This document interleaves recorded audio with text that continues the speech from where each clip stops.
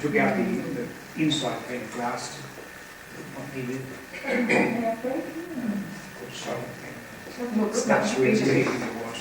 It was all blurry, wasn't it? Because of the glass being cleaned in the middle of the two sheets of glass. For a wander down.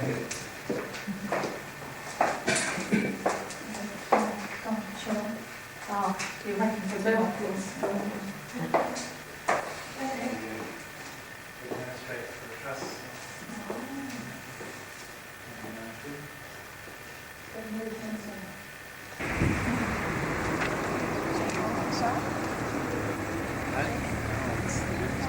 Just close it open.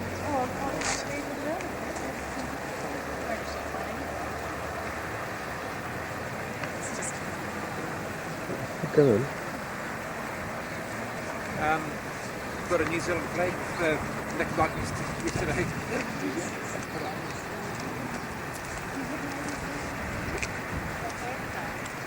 Chips. That must be happy too. Terrible.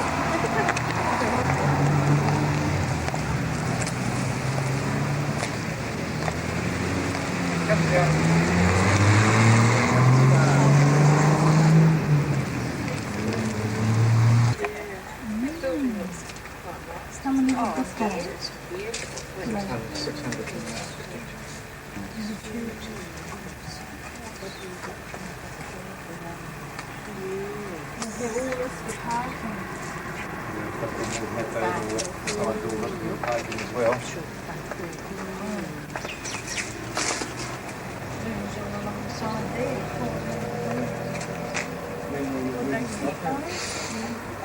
No, it's all next day. It's the night fly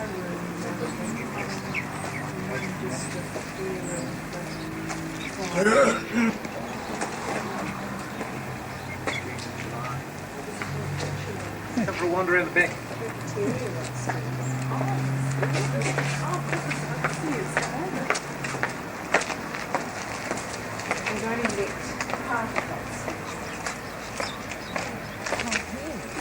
That's the entrance for MAFB, and that's where they go upstairs. They're working now, they put in some long hours. Gosh.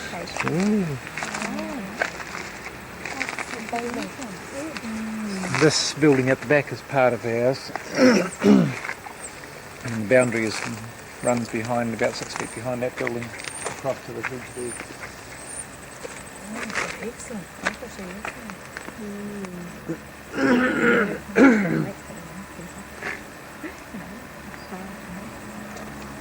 So we'll probably use the old open building for a restaurant, cafeteria,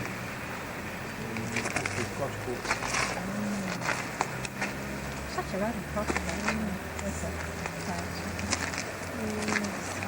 Stage 2, that is.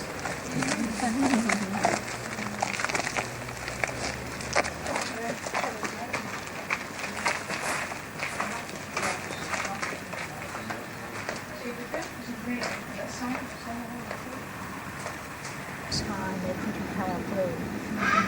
They're right round there. And I see. Yes, those features.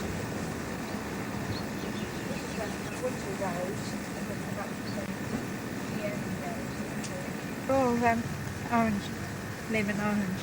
All matching. All matching, yes. This will be coming out in flower soon. It's a white one. Also, when Barry and Heather were here, the orchid, I broke up the orchid and Heather was supposed to take it. Oh. And I forgot to remind her, although I told her in a letter. This is a flower of colour.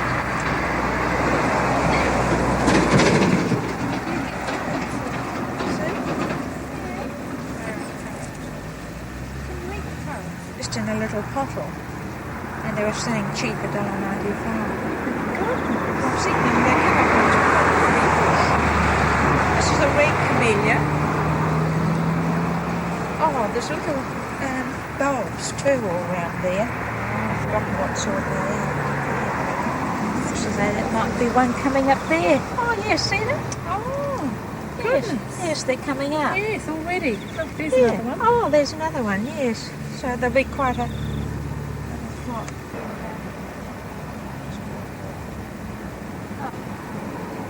Anyway, that.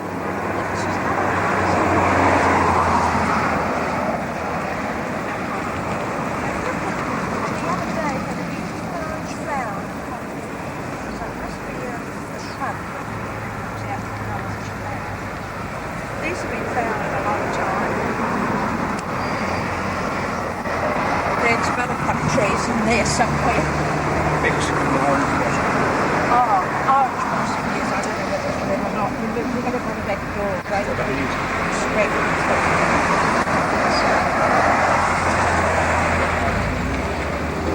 Oh, maybe we've got a great big tree there. Like this. Yes, it was meant.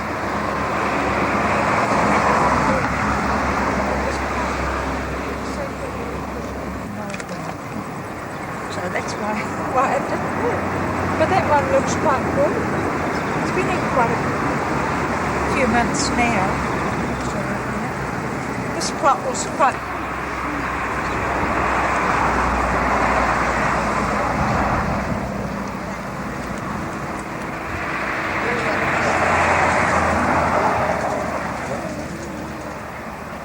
This lot is a new lot of garden around the other side there. And these wee ones in between. So I hope that'll come on nicely. That's been very pretty there too, the zinnia. What's this? Right. What's this for, Dad? This is my guitar. I play me a tune when I get tired in the garden. Ding, dong, dong, dong. Well, what's it for, truly? Trying to make the branches go out horizontal. They're always shooting straight into the air. The fruit, they always bear better fruit if they're horizontal. Apples. This is an apple. And I don't want to go up high because I can't climb up with the prunes. Well, he got it on that idea. It was the orchardist what he should do. I was a bit too enthusiastic with that one. I split it there, so I managed it up. Had to heal it. Good. Not long there, that was. When's will they come? Oh, they'll August, they should be back. Late August, September. Few Christmas leaves. These are the pinks that I bought from Auckland, you know, that I had down the garden in Auckland. Really? And here, so I put some in here, right across the back of the house there. And they've been all high and grown, and they've grown and flopped over. So all springing up again. I think it's springtime. New shoots all come up since. Broke them all down. It took all night. Valence. The roses have been absolutely beautiful. We bought 3, wasn't it, there this year? We bought 3 roses. So that's all blossom again. Yes, it's all coming out. Yeah, There, that's a new one we bought this year, that pink. See, can you see the pretty little fluffy pink flower there? perfume too. That's probably perfume. Has that got a perfume? This is the one that's really the perfume one. This one. Did you buy this one? Yes. I kill all the bugs I sprayed the other day. Smell this one. This is the one that's supposed to be perfume. No, nowhere near as much as that one. That one's beautiful. But look how much that's grown.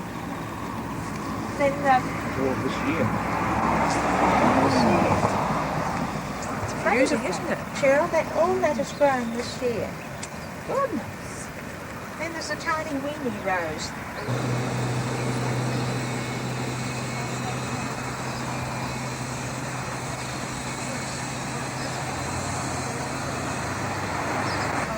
But I haven't. It's a rather red one, and I haven't got it. I've got a few of these just in front of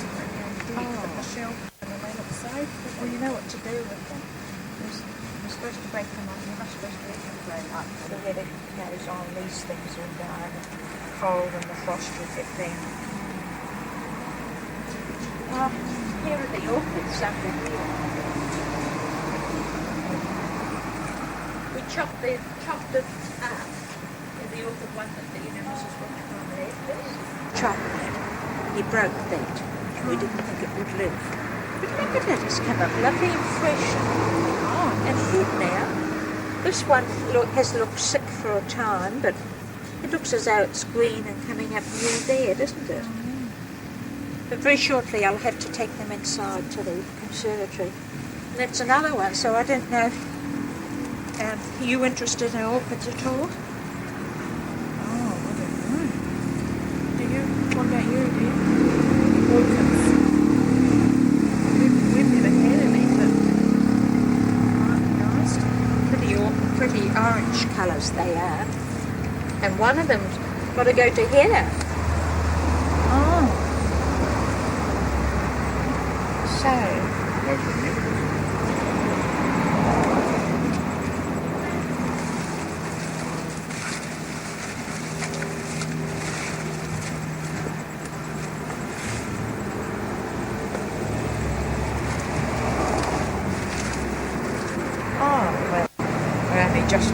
just nothing left over from inside. It's only just to make a garden, that's all. Good sound. Oh, you can have them with this sound. Thank you very much. I'll have one that I think is sweet. Yeah. Where's Cheryl?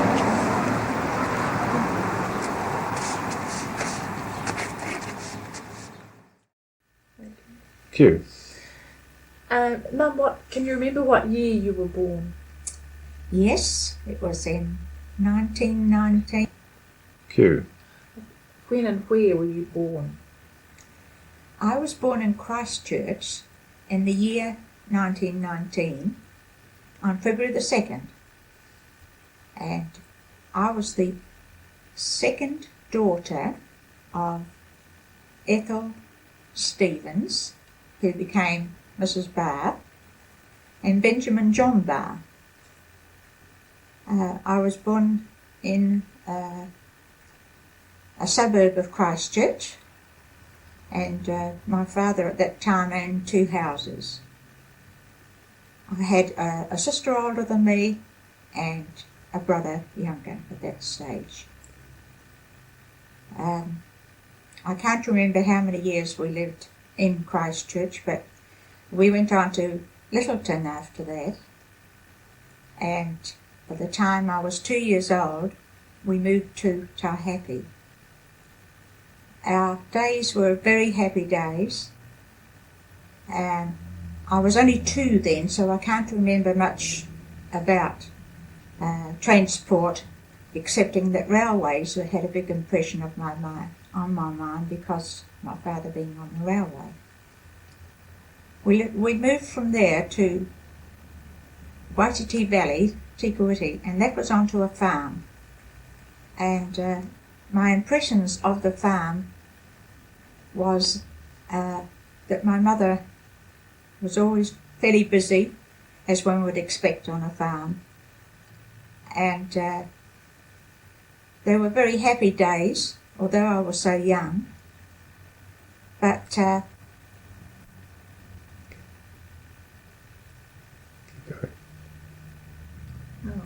Keep going. Keep going.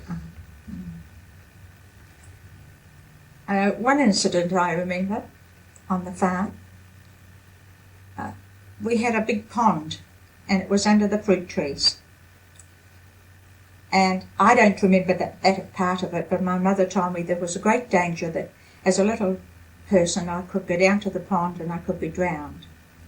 So mother's brother who lived on the farm with us, they dressed him up as a ghost. And one day mother took me for a walk round the orchard where this pond was, and suddenly the ghost appeared. And it was with horror that she raced me from the pond to the house so that I would get such a fright that I'd never go near the place again. And that was something that really stuck in my mind. And then another little incident was that we had very few toys in those days. And I had a few tins and little old pots and things from the house. And I used to make a little stove out in the dust in the backyard.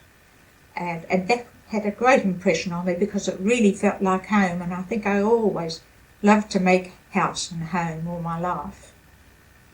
Another time I remember we had dogs on the farm, and the dogs had just been fed, and evidently I played with this dog and I shouldn't have touched it, and it turned around and bit me badly, and I still have the mark on my arm.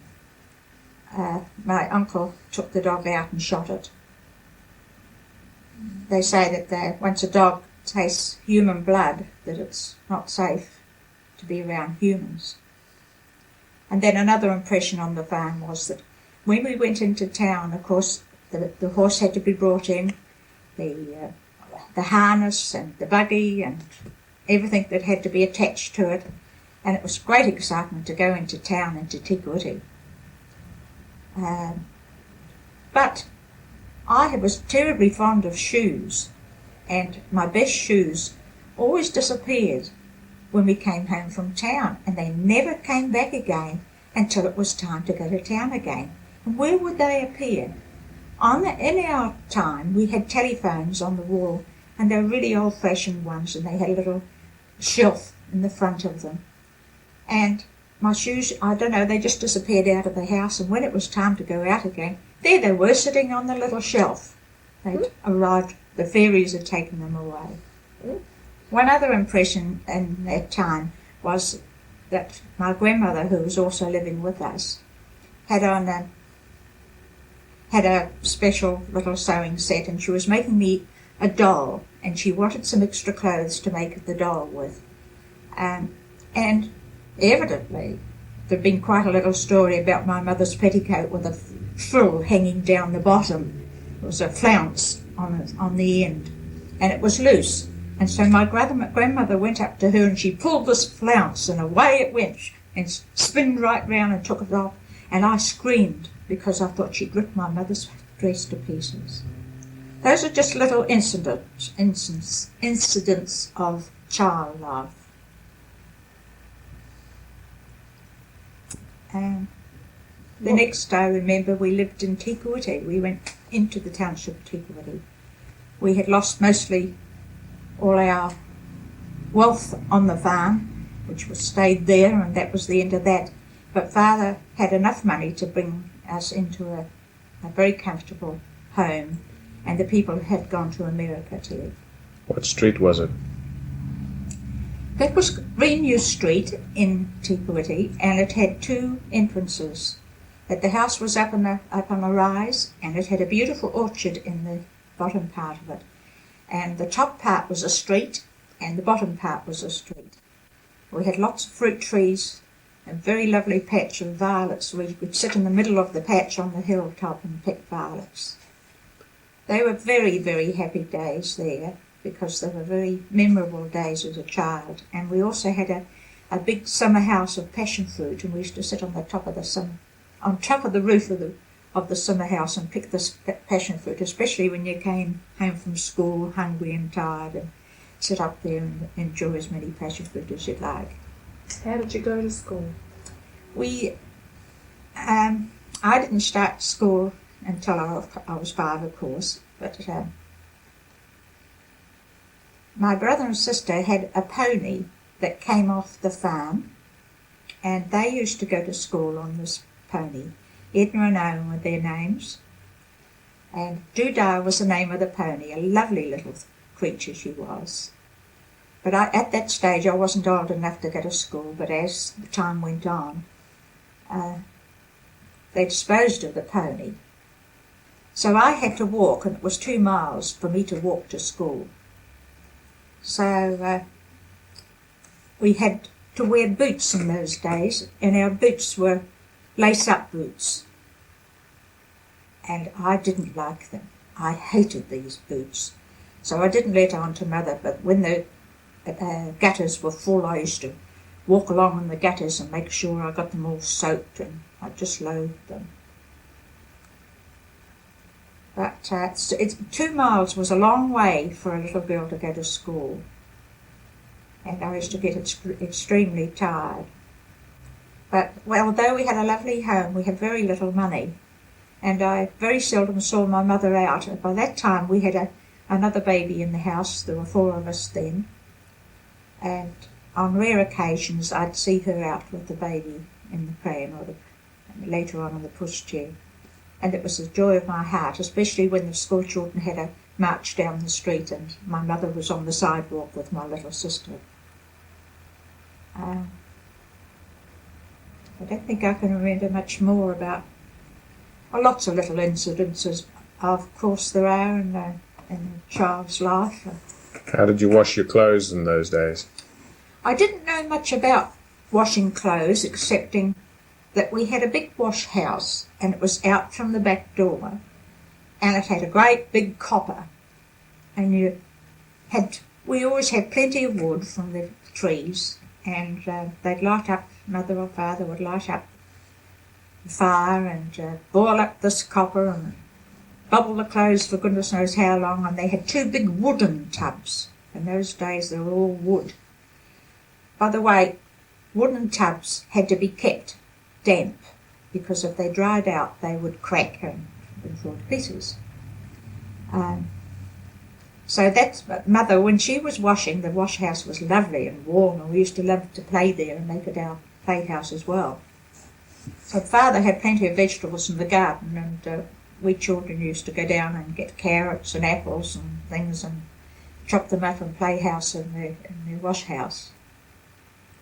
But when it came to the season of jam making, that copper became a boiler, like a big pot. And they scour it all out with, I don't know what it was now. Anyway, it was extremely clean and very, very shiny. And in would go all the fruit and the sugar, and out would come pots and pots of jam eventually. It was a delightful time, but a lot of hard work, but very interesting. So you didn't have tinned jam? No, we never had tinned jam. You had to make it yourself?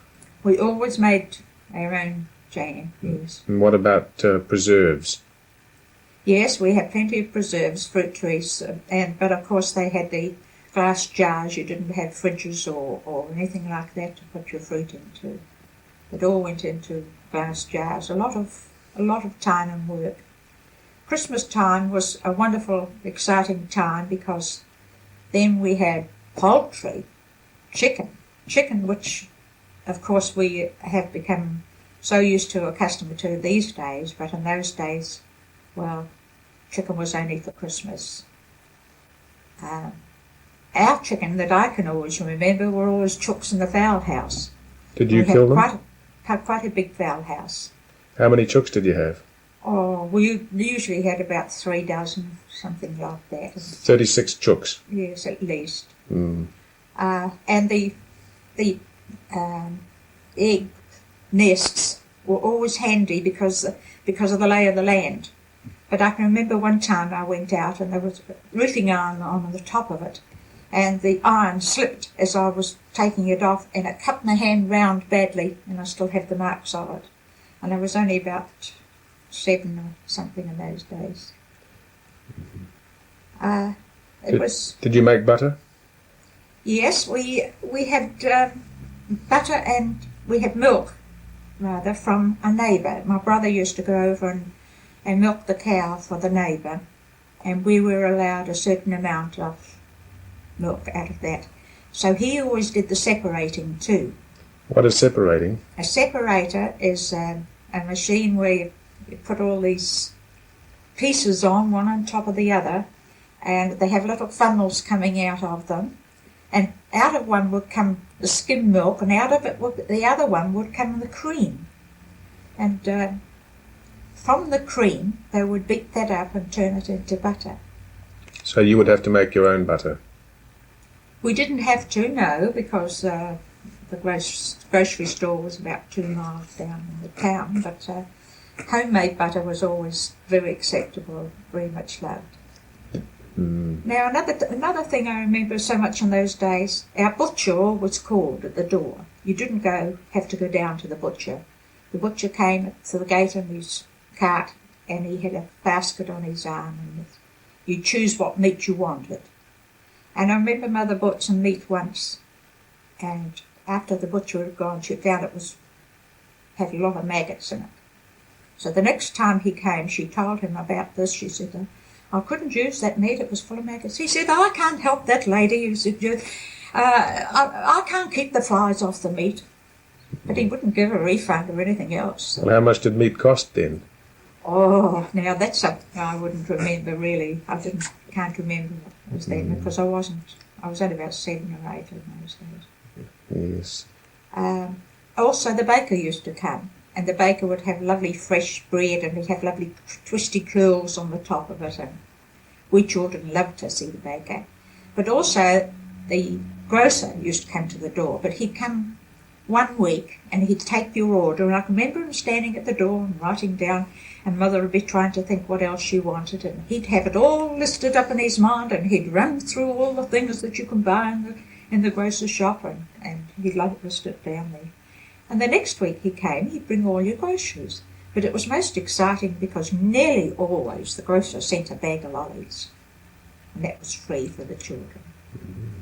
And were the goods in big bags or small bags? Oh, well, of course, there were no such things as plastic bags in those days. Often it would be in a wooden box. A wooden box, kerosene boxes and things they used to have. Kerosene in those days was used for the candles, and by the way, we didn't have electricity for a long time. And so the kerosene was used for the candles, and the kerosene used to come in big tins, and then not into big boxes. And our groceries would come in that. So you would get, how many pounds of flour would you get, or how many kilograms? I don't remember what quantities Mother would buy in those days, but I know the flour used to come in cloth bags, in a flour bag. And those flour bags were very, very useful because although they had the print of the champion written right across it on the name, we were able to soak that off, and we were able to make lovely tea towels, good strong tea towels, and I know we used to make clothes out of it too. Also, I remember my sister making lovely pork pie hats, what we used to call pork pie hats. They're round ones and turned up like a pie. And they were very, very useful flour bags. Of course, the coal range was on all the time. That's the fireplace in the kitchen, the coal range. And when we came home from school, there was always lovely hot soup, and the fire was on. In the winter time, it was delightful. The kitchen was a joy to us.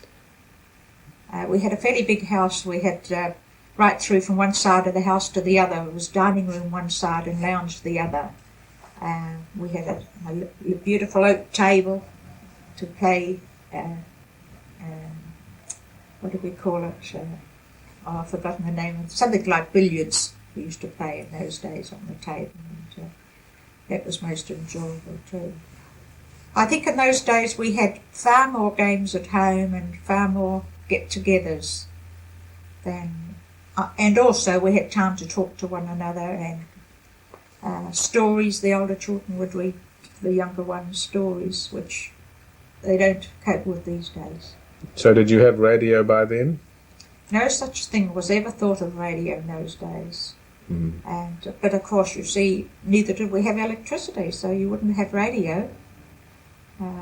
It was quite some time before electricity was thought of.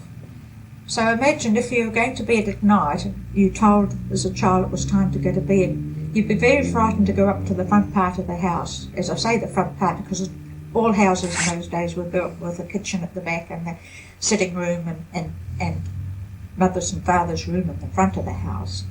And if you had to go up to your bedroom along the dark passage, it was quite frightening if you had to light a candle. But that was just the days we lived in. And how did the postman deliver your letters? Yes, but the poster used to come in those days too, antiquity. But of course, when we were on the farm, it only ever came by transport once in a while. Okay, cut. Oh. Cue. Our school days were always, I think, interesting days, although I cannot say that I approved of school lessons myself. I considered my schoolmates lovely folk. I enjoyed other children. Now, when we went to school, we had slates instead of exercise books. A slate is a type of material that you can write on with a little board around the edge, wooden board around the edge. And the teacher used to put our work up on the blackboard and we copy it down in our slate. And it had two sides to it, each side, and you turned it over and you put a drawing on the back side and your sums on the right side. We called them sums in those days. And that was useful, but so of course when you wanted to do something else, that all had to be rubbed off and start on something else then. What did you write with? We had a what they called a slate pencil, and it was of slate, like the slate, only made in the shape of a pencil, and you wrote that onto the slate. But of course, you weren't allowed a slate when you first started school. The day I started school, I had a very tall, I thought, serious teacher, and her name was Miss Eson. But she told me how a letter 2, you started up on the top and you walked down the little valley and you came down and you twisted round, and that made a letter 2. And the way she described a lot of the things were very, very interesting. Well, I thought so anyway as a child. Also, I loved singing. They had a lot of singing in the primers, and I loved singing, always did do. There's another thing, when I was in Primer 4, I was surprised when the teacher came in and said to one of the children, "I want you to collect your belongings because we're taking you out of this room." And I was horrified. I'd never heard the name of what? Belongings? What does that mean? And they were shifting her up to a higher class. And yes, school, of course, in those days when we had to take our lunch, for so many miles walking to school and carrying your lunch. At morning playtime, so many children had walked and come a distance to school that they were hungry and they were get pretty tired. So the teachers had a way with the parents that they had a shelter shed. Of course, a shelter shed now is a little shed out in the playground, one for the boys and one for the girls, and you would shelter there if a shower of rain came down. Well, they used one of these shelter sheds for a little cookhouse, and some of the parents used to come and they'd mix up cocoa, and I think it was a penny a week or something we used to pay to get a cup of cocoa. What is a penny worth today? Oh my goodness, sixpence. 5 cents would be... One cent. The... What? 1 cent. 1 cent. 1 cent. 1 penny be 1 cent. Would it? Yes. Nowadays. But a cup of cocoa or Milo would cost what today, do you think? Oh, 10 cents, I suppose. But to buy it would cost 30 cents at least, I suppose, if you wanted a cup of coffee or cocoa. Or $1 even. I know, $1 I think they charge in some places. But anyway, we enjoyed our cocoa very much and looked forward to it. One time I remember I was just a little schoolgirl, and as I say, I loved playing house, and we used to play hopscotch in the dust part of the school ground, and we'd make the dens and play this hopscotch. One day there were boys playing cricket in the cricket field. Now these boys were high school boys because it was a school that was combined of primary and high school, and they were a bit near the primers. I was just a little primer, and the cricket ball came across and it hit me in the head. And it was such a severe crack that the teachers were worried, because very shortly after I started vomiting, and then I went unconscious and they just didn't know what was the matter with me. So they sent for my mother, and my mother, of course, had no car. We had no car in those days. There wasn't such a thing. And how she got to the school, I don't know. And she took me to the doctor, and he said it would have been just a few inches more, it could have been fatal. But that's the combined schools together. I can remember the boys used to have woodwork in their part of the school, and the girls would have cooking, and the smell of the cooking was absolutely beautiful. Did you have a bicycle which you could use, or did they have... No, bicycles, we couldn't afford such things as bicycles. That would be a luxury. So we always walked everywhere. But even if my mother wanted extra groceries, one of my brother or my sister would go down into the township and to get groceries, and to do so, the grocery store wasn't like the supermarkets today where you go in and walk around the counters and pick up what you want in the way of groceries. You stood at a long counter and there'd be lots of other people standing waiting, and you'd have your grocery order in your hand of what you wanted. And I want 6 pounds of sugar. And so the grocer would go away, and he'd be away ever so long, filling up his little bag, and then he'd come back and he'd put it on a little weighing machine to see how much. Oh, not quite enough. Go back and get a little bit more and put it in. And all these people would be waiting. Now that'd be your sugar. And then I want some flour. And then he'd have to do the whole thing all over again with the flour. Nothing was packed in those days. And so it would be a long time before you could get your grocery order. But one particular Saturday I remember, I was a wee bit jealous because my big sister was always sent down, and I always had to stay home, and there were doorknobs had to be cleaned. There's brass in those days. All the doorknobs were brass, and my mother and father, especially my father, was very fussy about having the doorknobs all shiny, and we used stuff called brass to clean them. So that was my job, and I used to think, well, why can't I go down into town? So they sent me. They let me go. And I had 2 great big bags, and I waited, and I got my groceries. And I had 2 miles to walk up the hill, and I was struggling, and a man comes along, and a car. Well, of course, a car, you to see anyone in a car was a luxury. I'd think, oh, who's he?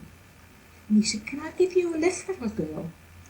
I'd been told never ever to take a lift from anybody. And I looked in horror and said, no thank you, no thank you.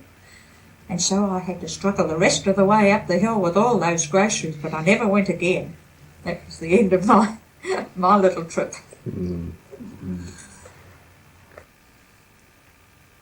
Q.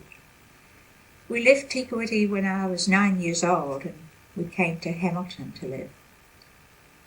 I was still a primary school girl, but our primary went from standard 1 to standard 6. And so I was about 12 years old when I finished at primary school. I wasn't very keen on school at all, but as I say, I was fond of singing, and that part suited me better. I was also fond of drawing. But anyway, at that stage, I must have been going on for 13, and I joined up at the Technical College in Hamilton. For our uniform, we had what they call gym dresses, and they were navy blue, and they were serge and heavy material, and we had long black woolen stockings with them, and that was what we wore summer and winter. We had a hat to go with it. We had cooking classes, which I enjoyed, but I can't say I enjoyed the other subjects. What house did you live in Hamilton? Whereabouts in Hamilton did you live? When we first came to Hamilton, we went to Naylor Street, and that is in Croydon's. And my father got a big house there, and on the corner of Naylor Street. I've just forgotten the other name. But course, we had a lot of furniture in those days too, and it was very big furniture. We had huge pictures, great big pictures with very wide frames and mirrors with big frames on them. Everything was big, big sideboard, and even the meat dishes and things like that were all very big. And we were very comfortable in that house. But my father, working in Frankton, had a long way to go to work, and of course we still had no car, and he had to bike to work. And Mother and Father thought it might be a good idea if Mother opened this little shop in Frankton, and it was to be a little sweet shop. So she learnt all about it, and she got all the apparatus that was needed and cookery book, and she opened this little sweet shop. At that stage we had my grandmother also to live with me, and she was a lady who had to sit in a wheelchair most of the day. She could do very little. She was practically crippled. So Mother was kept very busy in the shop, but it wasn't a very successful business, although homemade sweets were quite a novelty, and also drinks. She made a special kind of Boston cream, which was good too. So we didn't spend very long in that house, because Father wanted to buy a home of our own, because anywhere where we lived, we always bought a house. We never lived in a railway house. We always lived in our own house that he bought. So we went from there to Liverpool Street.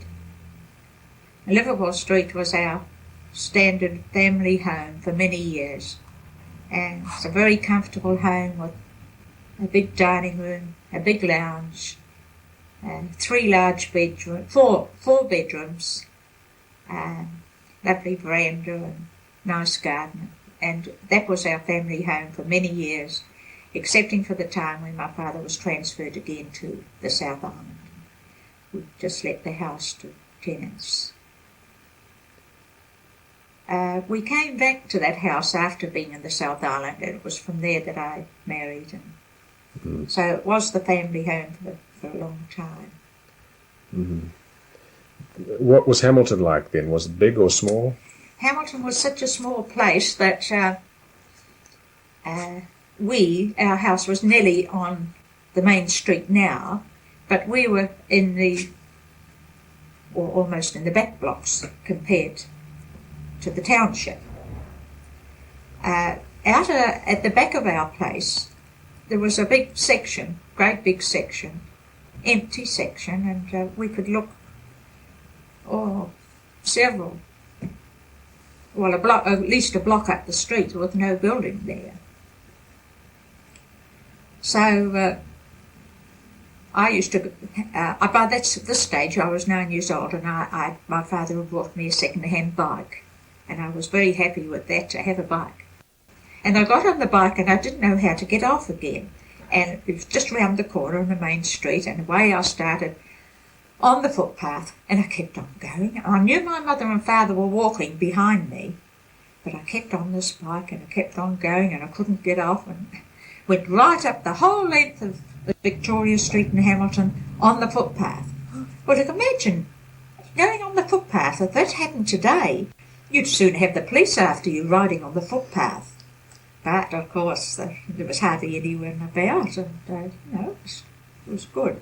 So I don't know, I think I fell off the bike eventually.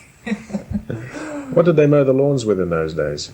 Well, of course, we never had anything, much electrical things or power tools of any sort. So it was always the push mower, and you had to push. Can you remember the push mower early in your life, or was it a new invention? Oh, no, I can't remember really much about the push mower, because I never had to use it until after my father died. Then I had to be the gardener and everything else in those days. We'll come back to that, but what kind of car was on the road by then? Oh, only memories that I have of a car is when we lived in Teekawiti, and the people next door had a car, which I thought they were enormously wealthy to own a car. And the little girl there and I were good playmates. And we used to get in the car and play house. And it was the type of car where you had fabric curtains on it. You didn't have glass windows. You had, I suppose you men folk would know it was Bakelite. Tura. Material that you could see through, but it wasn't glass. And we used to sit in this car and play house, and I thought that was fabulous. But I used to be very envious when I'd see them take the children out for a drive in the car. They had servants next door, you see. And I can remember one day the housemaid said to Connie, my playmate, that she was going into town, 2 miles down into the town, come on, get ready. And she said to me, I can remember it so plainly, she said to me, you go home and ask your mother if you can come too, and you go and get changed. So I went home and told my mother and got ready, and I came back and the lady said to me, what are you doing? I'm not taking you out. And I was only a little girl. I'll never forget the hardship, the heartbreak, because I very seldom went out, and my mother couldn't afford to take us out. It was just one of those things that children remember. Q. When I was fairly young, we had a very plain hairstyle of cut across the front, a fringe, and straight down the side and straight around the back. But that was for me as a little girl, but a lot of the older ones would have long hair, and then the fashion came in that they cut their hair and what did I think they called it? Bobbed it. They bobbed it and made it much the same as we little girls had ours. And that was outstanding because a lot of the women all had long hair. Did they have hairdressers in those days? For women? I don't know. I can't remember about hairdressers. Because we never went ourselves to hairdressers, so I wouldn't remember that. And what did they, how did you sew your clothes in those days? Well, I can remember my mother had a what they call a treadle sewing machine, and it had the base part where you put your feet on it and you just treadled it, and that made the needle go up and down on the top of the sewing machine. And I have very, very vivid memories of it being in the bedroom where I was, because it was a big bedroom, and my elder sister and little sister slept together in a double bed, and I had a little bed of my own. And I could just see my mother at all hours of the night sitting at that treadle sewing machine, sewing and sewing. She used to sew everything, although we had a lovely home and nicely furnished and everything in it. We had little money, and so she sewed everything. She made our overcoats, which a thing we used all the time were coats. She just sewed everything. So that machine was in use a lot. And we had those. I had a sewing machine like that when I got married too. So that was in use for many years, that type of machine. What fabric did you use? Well, in those days there wasn't such things as nylon. Nylon is synthetic fabrics were very, very rare. I don't think the synthetic things were thought of in those days. Everything was cotton or wool. Rayon was a type of silk that we had quite a lot of, and we thought that was rather nice. Muslin was nice. That made dainty little frocks and pretty little things like that, blouses. But Linen. there wasn't the variety like we have these days. And did you knit or did you crochet or what did you do? I think everybody knitted. We all knitted in those days. Some of my clever relations, especially my mother, did a lot of crochet and a lot of tatting. She was excellent at tatting. she spent a lot of time making pretty collars and things for our dresses and with her crochet work. I also have at this stage a lovely supper cloth that she crocheted, very dainty, cotton crochet lace cloth, and the middle part has wheat worked in onto the cotton pattern, and it really is an heirloom. So that was very nice in those days too. I think they had more time to sit and do that. Q, what were the trains like in those days? Mostly, well, we thought they were very comfortable in those days, but they were steam engines, and the steam they produced was amazing, and it was certainly the great puff, as we would call it. And when they got up steam, there was great excitement. We knew it was nearly time for the train to go out of the station. My father was a guard, and of course, in those days, if the guard was there, you knew it was time for the train to go, and you knew he'd be there with his flag and his whistle, and away they'd go. The seats, of course, were not comfortable like they are today, although I remember on a long journey they would have what they call the mother's carriage, where mothers and babies could go, and therefore it wasn't a place for anyone else to go. And they also had little stools that went under the seat, so that a nursing mother could put her feet up and be comfortable. So that later on in years, when I went travelling round in the train, as I did as a teenager, if I got into a carriage where there were not many people, I was allowed to go into a carriage as a young lady. I would put 2 or 3 of those little stools up behind me and put my feet on the next seat in front, and I just about made myself a bed. And it was very comfortable when you're travelling a long distance from Auckland to Wellington. The roads were what? What were the roads like? Well, of course, there weren't the tar-sealed roads like we have today. A lot of them were rough metal roads.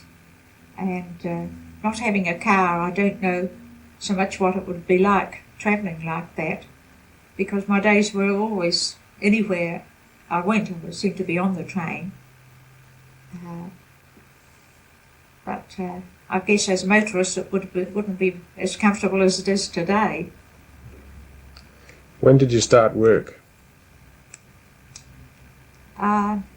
When we came to Hamilton,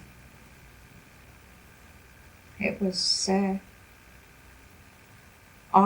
we'd travelled around quite a bit in different towns as my father on the railway, and we'd lived in the South Island, and we'd lived on the coast of the South Island, and rather primitive days in Greymouth and Westport.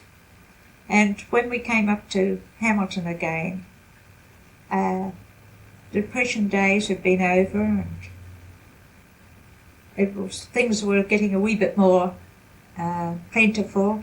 And although as a young lady, we only usually had one dress to go out in, a good frock to go out in, and you were very lucky, to have any changes of clothing like the young ladies have today. But I was 18 when I applied for a position in Wellington, and it was very hard to get a position then, and I worked in a milk bar for a time, and I had certain hours to work, and I remember finishing at 10 o'clock at night and getting on a bus, which was very trying, and I certainly didn't like that. Then I went to a ladies' outfit place in Wellington, Whitehead and Pears it is. It's great big shop there now. And I worked for a time there, but I didn't like it. I had a very severe boss, and she treated me very much the junior, and she had me running up and down the stairs for no reason whatsoever. And then I got a position in Alston's bag shop in Wellington, and I loved it. It was very interesting work, and I loved serving people, and I enjoyed all customers that came in. But my father was transferred again, and so I had to give up that position, and we came to Hamilton to live. And it was there that I got a position in Taylor's Emporium, and it was the daughter of my boss was a girl with whom I went to school in Hamilton here, and I quite enjoyed it for the time that I was there, but I wanted to improve myself. I thought, well, what progress can I make in a shop like this? And I saw advertised that this lovely ladies' outfitters shop, Bert's, Bert is the name of the boss, and they called it Bert's Ladies' Fashion House. And I applied there, and I had some very good references, and he was a Christian man, and he gave me a job, and I worked there 4.5 years and really loved my days of working. I worked in a long frock right down to my ankles, and I was in the showroom, and I was quite the lady. I loved serving people from their underwear, their outdoor clothing, their fur coats, their hats, their handbags, everything. Some people would want the whole lot, and others just a few things. And it was delightful to serve a bride. Those days were very interesting. I loved it. And the day I got left to get married, well, I rather was sad to leave my work. But however, as I was marrying a farmer, I certainly wouldn't be able to go back to work. But in those days, it wasn't so fashionable for a girl to go back to work once she was married. You expected to be the dutiful housewife, and it was what we wanted to do anyway. Thank you. What did you do in your leisure time outside of work? Well, of course, I was always interested in sewing. I made most of my own clothes. I liked doing handwork. I liked painting and things like that. Always very interested in singing. I used to, and in my younger days, my 13, 14, 15-year-old days, I used to be in concerts and acting and that sort of thing that I very much liked. But otherwise, I was fond of basketball, what we called basketball, and I was a captain a few years for basketball, and tennis. I always played tennis in the summer. Of course, you don't only play tennis in the summer because we didn't have indoor in those days like they have now. Always busy like that. And how did you meet your husband? Well, I'd always had plenty of friends, plenty of boyfriends, and it was no trouble really to make friends. But my dear husband I met at a picnic, and it was a church picnic, and it was one that my mother and sister went to, and it was called a Revival Fire Picnic, and it was held in Piranha Park, Hamilton. And as I went into the gateway of this picnic place, by the way, I had gone as a grudge because I didn't want to go to the picnic with my mother and sister, but my mother said, I'd love you to come, so I did so. And as I went in the gate, I believe a certain young man turned to somebody else and wanted to know who that young lady was. I didn't see him until later on in the picnic, and I got talking to him, and I was very attracted to him. And evidently it must have been instantly with him too. because before the day was out, he gave me a book. The only thing that he could be in contact with me was a book out of his car, all about his car, all the mechanics of how to, all the bits and pieces of how a car works. And that's the only way he could. And the following Saturday, he came round to our house to see if I had finished the book. A book that I knew nothing about. It was all a mechanical book. And I happened to be helping my mother bake that particular evening. And he was greatly impressed because he thought here was a lovely girl at home helping her mother bake. Little did he know I'd had several boyfriends before him. But from then on, he was often round at our place, and that was the beginning of a very serious friendship. Yes. And so you married when? I was 21 when I met him, and he was 21 too, although he was 6 months older than me. And the following year, we went for a holiday, my mother and younger sister and Owen and I, we had a batch at Waihi Beach. And it was then on that holiday that we knew we were definitely meant for one another. Well, I think we knew it from the very beginning, but it was then we knew that we could never imagine ever being parted. And it was just after that picnic that Owen proposed and came round with a ring. I understood that a man had to always ask the mother first if he could marry, because my father was dead by that time. He died when I was 20. So I said to my mother, why didn't you tell me that he had wanted to marry me? Why didn't you tell me that he'd asked you? And she said, he didn't, I didn't know. And I said, but I saw the ring tonight and he's not giving it to me till Saturday night. And she said, why didn't you tell me? She said, no, I didn't know. Neither did he tell his parents either. He kept it in his bedroom on the dressing table in the hopes that perhaps his mother might see it without him telling her. And the following Saturday night it was a great ceremony as the ring was produced. On bended knee?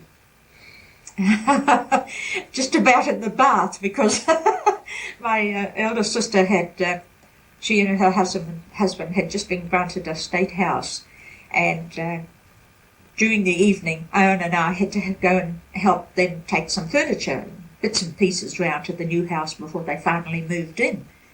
And Owen bodily picked me up and put me in the bath. And it was shortly after that he popped the ring on my finger. But it was quietly in the moonlight. In the bath. But that was a memorable evening, and it was a very happy evening. Yes, and how long afterwards did you have the wedding ceremony? We decided that night that what was the point of waiting a long time, because neither he or I believed in long engagements. We thought, well, once you're engaged, you know you belong to one another, or going to belong to one another, and what's the point of waiting? And especially as the war was on, I never knew how long we ever would have together. So we planned the wedding that night. We planned it out as far as we could, and we thought in about 6 weeks' time, and it was in 6 weeks' time. We had a delightful wedding. I had a lovely white frock that I was still working in this lovely fashionable shop, of course, and I bought a frock from the shop, and it had a sweetheart neckline, which has come into fashion again now, and it was edged with lace, and it had a train, it was all edged with lace, and the material of the gown was slightly embossed. It had big sleeves and lace round the edge of the sleeve. Then I had a very pretty train that came right over the train veil, right over the top of that, and it was all embroidered. And of course I had flowers in my hair. We had 2 men and 2 girls, and the 2 girls, bridesmaids, were in what they call sunset pink, real pretty sunset pink frocks, and they're a type of satin on rayon, satin on one side and rayon underneath. The satin side was the right side, and they had heart-shaped necklines and similar sleeves, and but ruffed bodices. Their bodices were all tucked and ruffed, and they were very pretty. How long was the wedding service? Only about 20 minutes was a wedding service, and this was a Presbyterian one. The service itself didn't take long at all. What kind of car did you drive off in? I think it was a Chev. What do they call it? 1939 Chev. 1939 Chev. 1939 Chev, and that belonged to Jarvie and Leo Griffin. And they also lent us that car for our honeymoon. Now, in those days, there was petrol shortage? Rationing.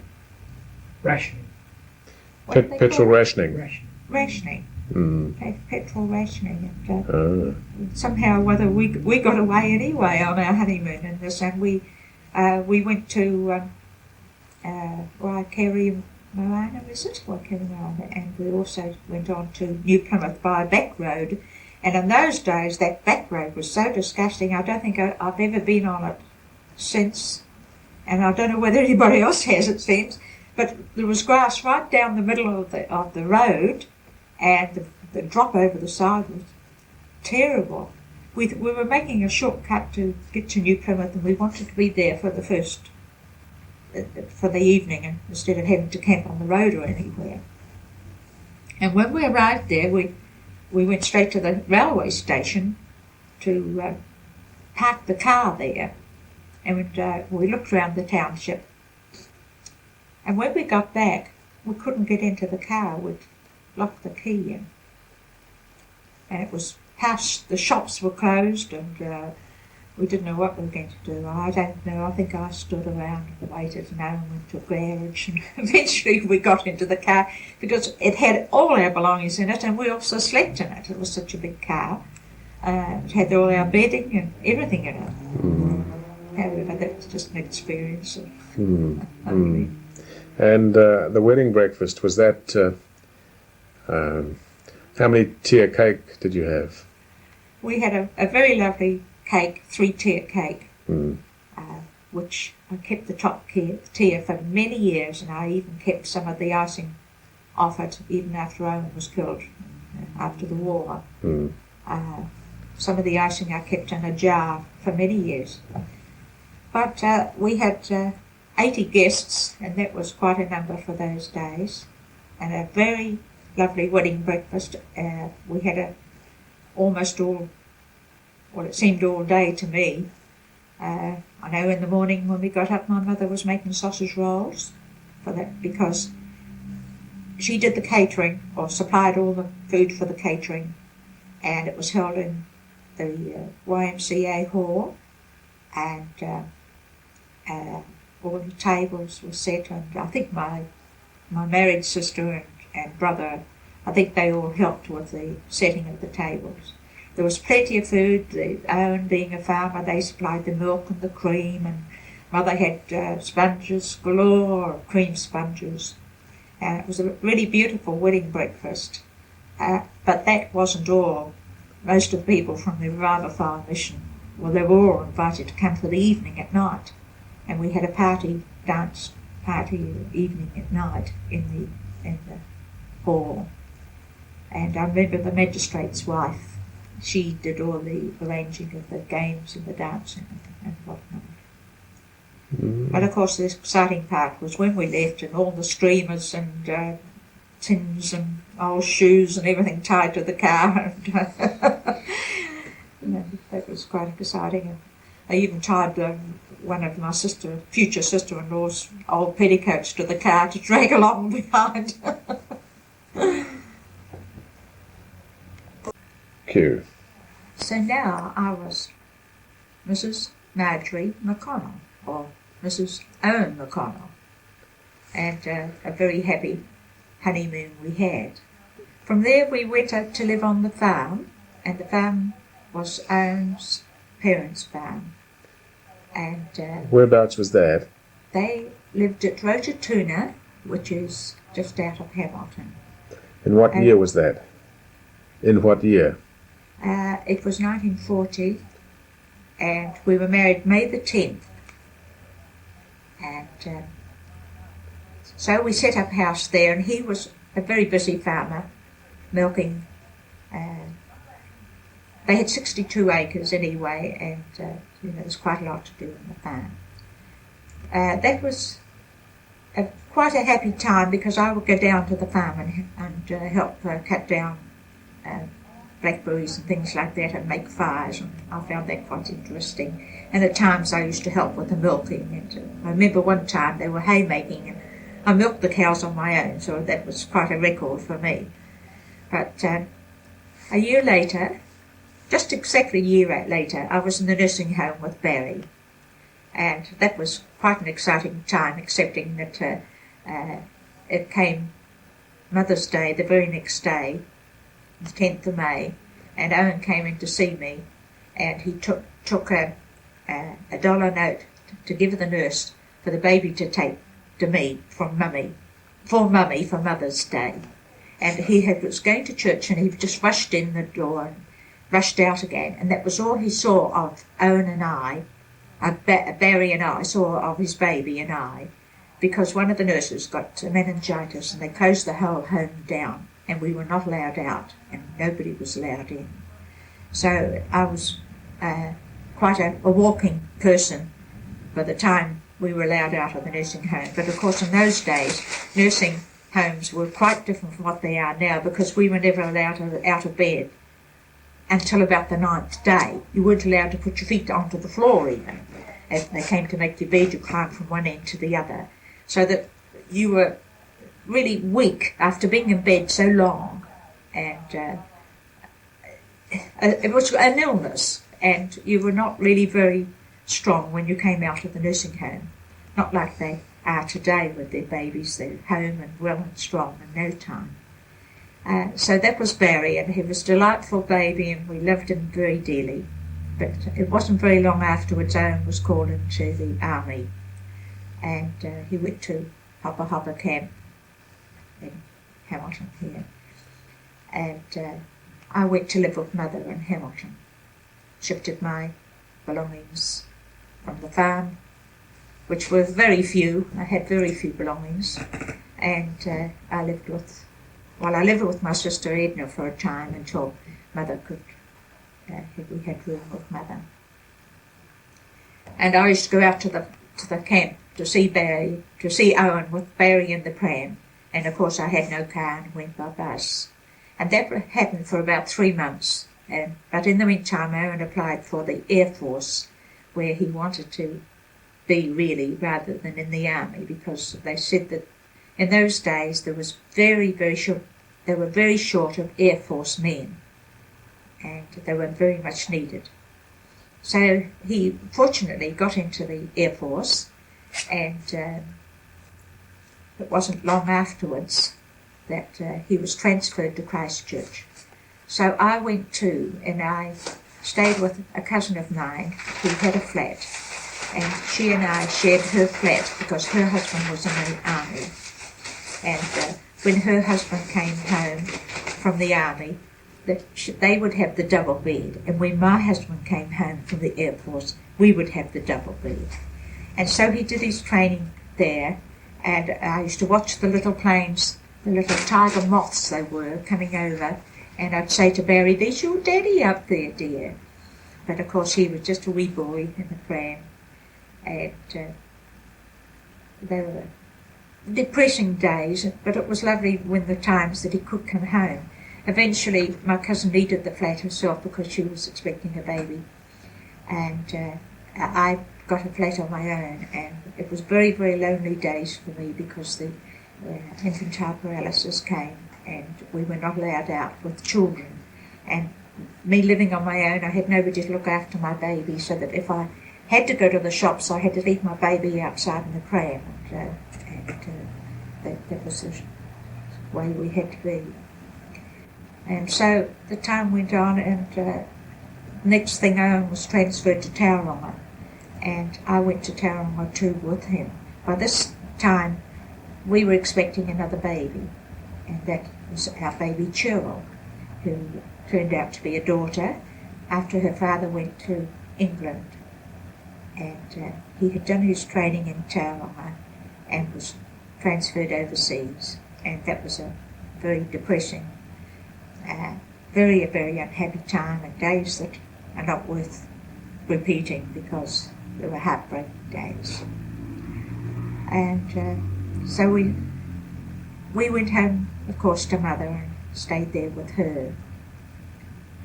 And it was quite some time that was in England, and the mail came in patches, and I wrote regularly, and some of his mail would be weeks behind, and some of my mail wouldn't get there for a long time, and so the months and the years went by. But, well, I can't say years then, because it was only when Cheryl was 8 months old that we got word to say that her father, he'd only been a few weeks in India, and he was killed in an air crash. But at that stage, although Cheryl was only 8 months old, her father, having not seen her too, it was rather depressing knowing that he never ever would, and he had already been dead and buried a whole month, and nobody knew in New Zealand that he was dead. The Air Force, the government, nobody knew. It was. They say that I was the only one in New Zealand treated like it, because they'd never had a slip up about it before.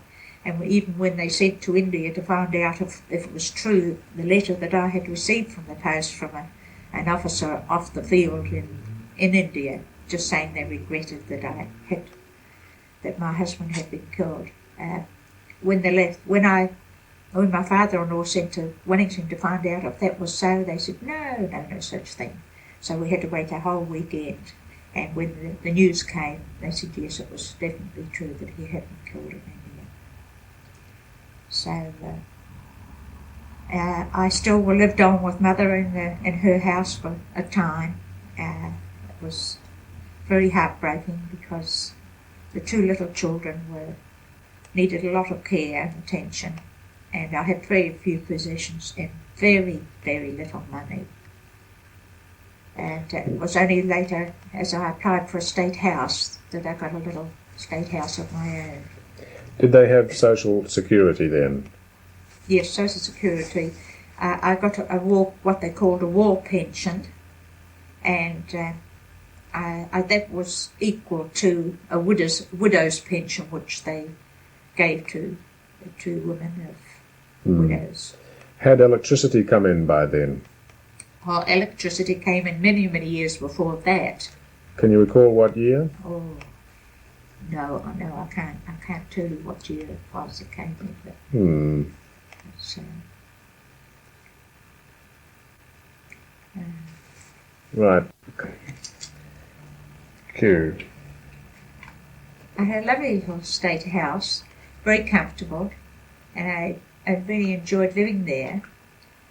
And then it was that another lovely young man came upon the scene, and it was in a most wonderful way, and I can only say that it was the Lord's doing, because at that time I really hadn't thought about marrying again, and I had Mother and my younger sister living with me too in my little house for company, and they belonged to the Revival Fire Mission, and my young sister rang up one day after church and she said, "Can I bring a Geoffrey Wilson home?"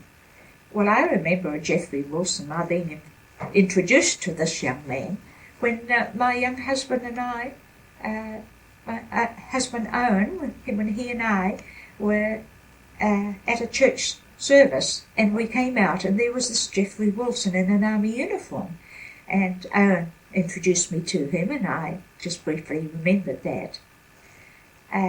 And so my sister Melva said, can I bring him home for lunch?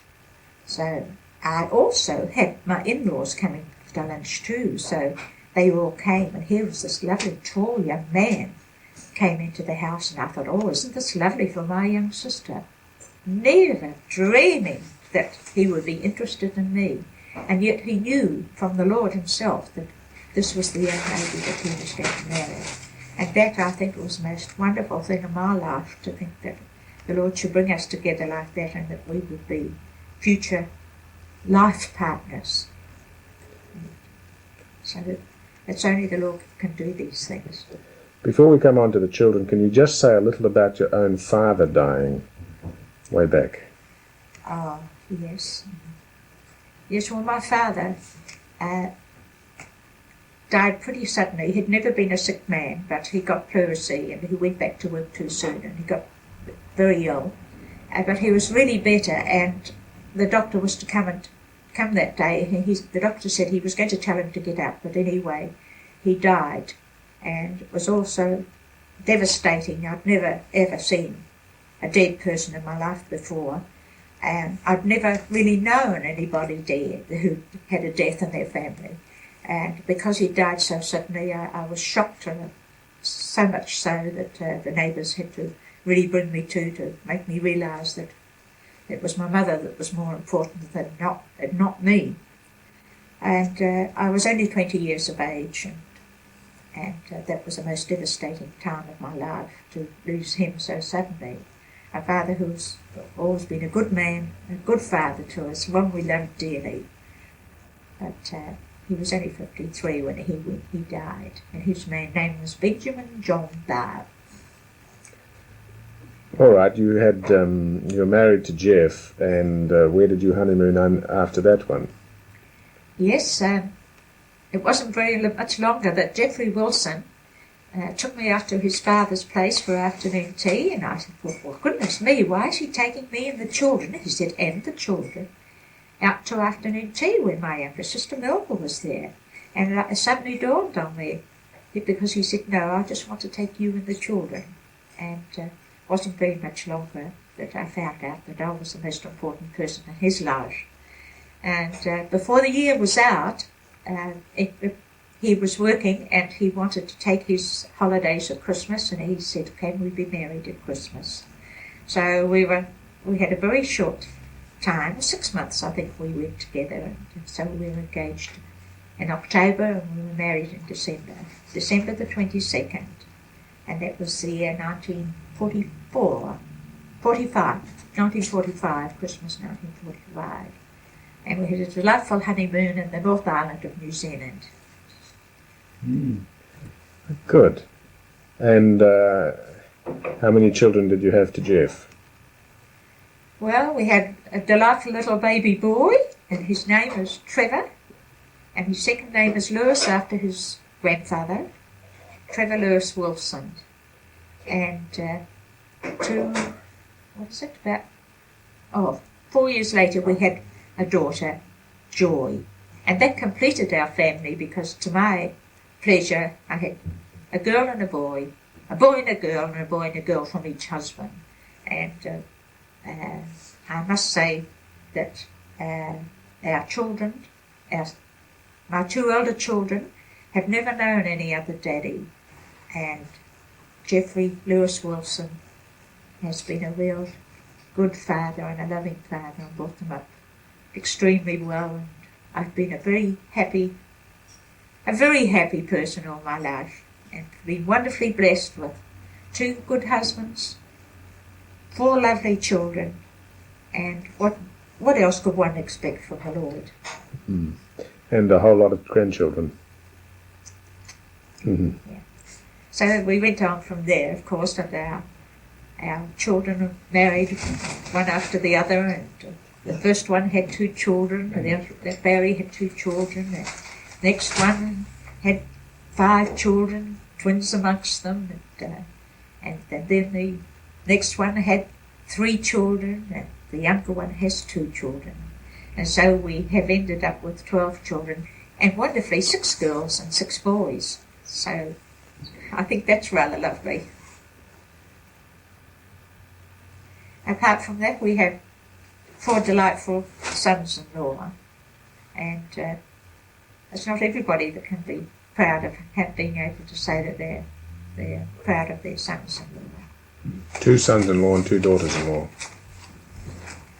Very good. Okay. Oh, yes, 2 sons-in-law and 2 daughters-in-law. That's right. It Cute. is now the 16th of April, 1990, and it has been a wonderful life, and one that one can rejoice and repeat about. How old? Thank the Lord for it all. How old are you? I am now 71 years of age, and very thankful to the Lord for a blessed and comfortable life.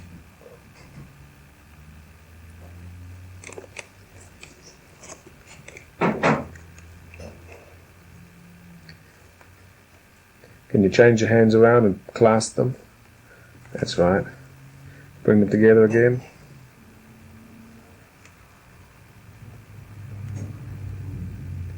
Right, can you scratch your nose with one of them?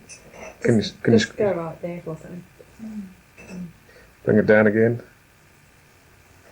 Right.